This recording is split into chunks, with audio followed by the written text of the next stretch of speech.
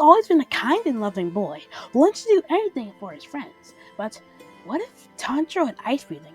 How does this affect the story? Well, in the last 2 episodes, we covered exactly that. So if you haven't watched part 1 or 2 of this series, click here or in the pinned comment below. 3 months had passed since Lady Tamio allowed Tanjiro, Nezuko, and Takeo to stay at her abode. During those 3 months, the siblings had grown quite stronger, each harnessing their ice powers.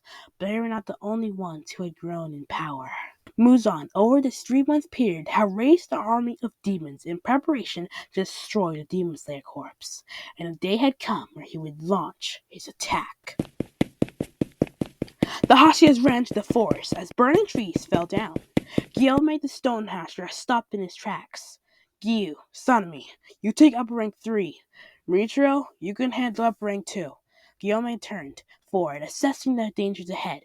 Me and Genya will take upper moon 1. Now, move out! The Hashira and their companions scattered, preparing for their own battles. Tanjiro was patiently sharpening his sword outside Lady Tamio's abode, when Aoi, alongside 3 other demon slayers, arrived at the hidden house. Out of breath, Aoi talked to Tanjiro. Please, Muzan is attacking us, the demon slayers. We need your help. Please help us. Tamio and Takeo walked to the house to see Tanjiro talking to these mysterious visitors. Tanjiro turned to face his friends. Muzan is currently attacking the demon slayers. I say we join the battle and finish this once and for all. The words of Tanjiro's mother played in Tanjiro's head. Tanjiro clenched his sword. It's time I revenged you, Mom. Meanwhile, Gyu and Sanemi were struggling against Akaza. Uppercut, slash, backhand, low cut, slash, thrust. The Hashira repeated this pattern over and over, but to no avail. Akaza smashed Gyu to the ground, murdering him. But why? Well, without Tanjiro activating the Demon Slayer mark, the Hashira would never gain the extra boost of power that allowed them to even rival the upper moons in the first place. But don't think it's over for Sanemi yet. Enraged, Sanemi would grip his sword and begin slashing at Akaza unbelievably fast, so fast that even Akaza himself could not see the movements of the Wind Hashira. And with one last effort, Sanemi beheaded Akaza. The Wind Hashira fell to the floor as Akaza's head began to fade. Michiro jumped up into the air, dodging Doma's huge demon ice crystal. Mist breathing, obscuring clouds. Michiro whispered as thick mist covered the battlefield. Ha! You think mist can defeat a ice-cold demon such as... Doma was silenced as Michiro quickly cut his arms off. Oh, so that's how it is, Doma asked as he covered his arms in ice, creating frozen claws. Suddenly, the mist was filled with light as Doma and Michiro clashed inside the mist.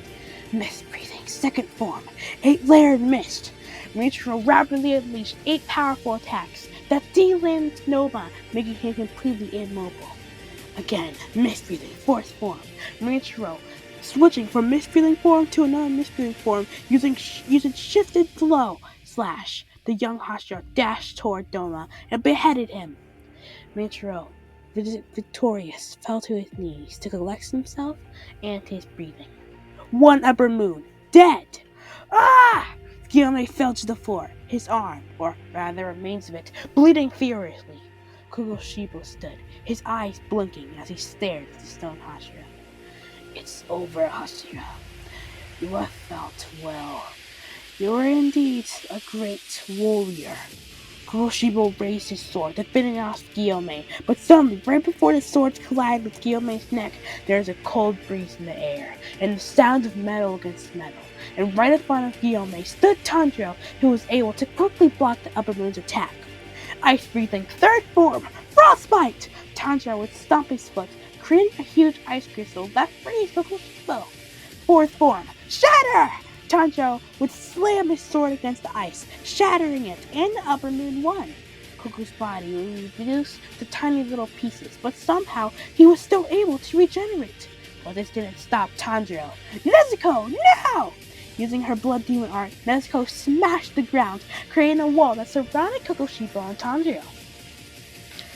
Tanjiro smiled devilishly as he raised his sword, both hands tightly clasping the handle of the weapon. Ice breathing, sixth form, internal frost! Tanjiro, in a burst of speed, beheaded Kogoshibo, leaving a trail of ice in his wake. Tanjiro sheathed his blade as Lady Tamio stepped out of the forest.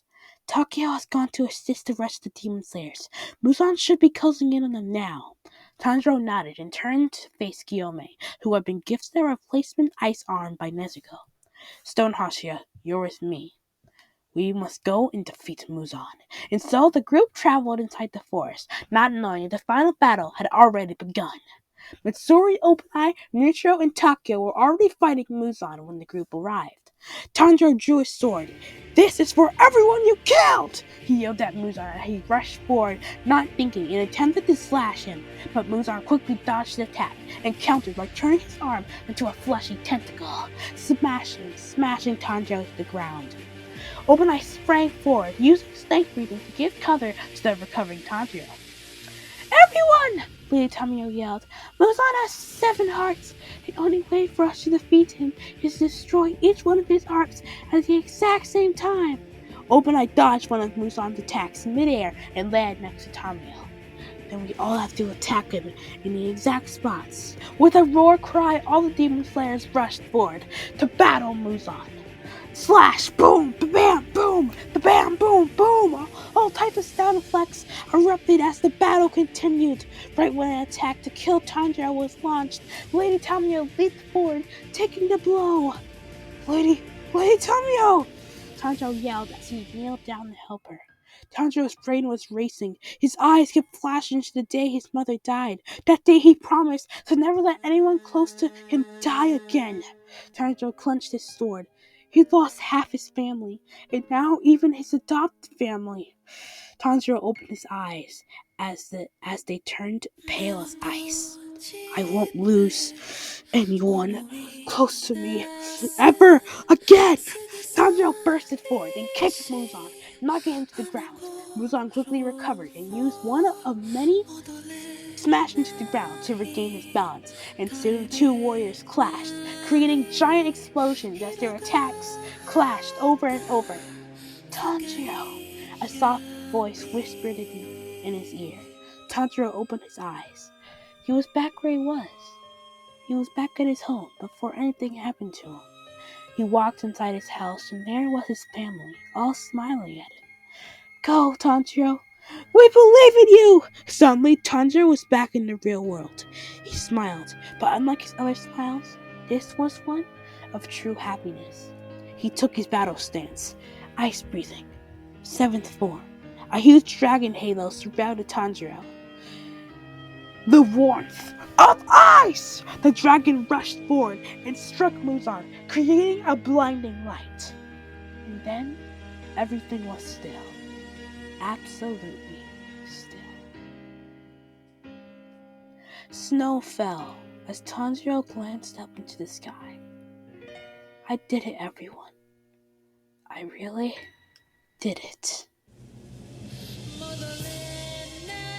Thank you all so much for watching this video. The support on this series was next level, and I'm so glad you were all able to stay here and enjoy this amazing series and video. And so, that is what if Tanjiro had ice breathing. See you guys next time.